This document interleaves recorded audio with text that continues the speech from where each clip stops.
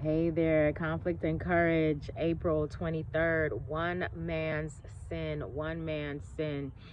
And the text is Hebrews 13, verse 5. Keep your life free from love of money and be content with what you have.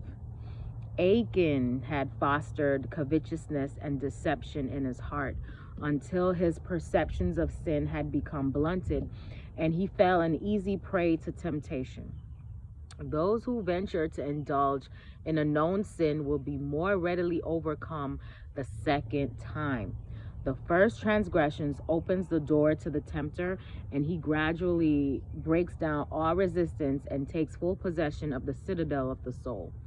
Achan had listened to oft repeated warnings against the sin of covetousness. The law of God, pointed and positive, had forbidden stealing and all deception, but he continued to cherish sin.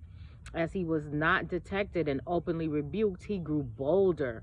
Warnings had less and less effect upon him until his soul was bound in chains of darkness. Shame, defeat, and death were brought upon Israel by one man's sin. One man's sin. That protection which had covered their heads in the time of battle was withdrawn.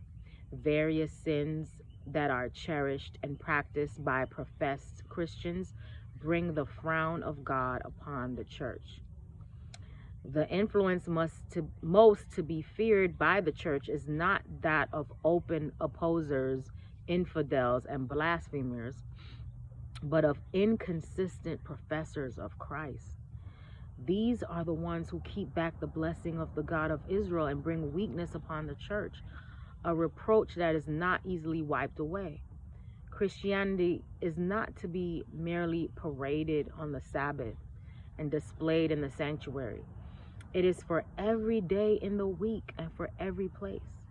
Its claims must be recognized and obeyed in the workshop at home and in business transactions with brethren and with the world. It is better to die than to sin. It is better to die than to sin. Better to want than to defraud. Better to hunger than to lie. Let all who are tempted meet Satan with the words, blessed is everyone that feareth the Lord, that walketh in his ways, for thou shalt eat the labor of thine hands. Happy shalt thou be, and it shall be well with thee.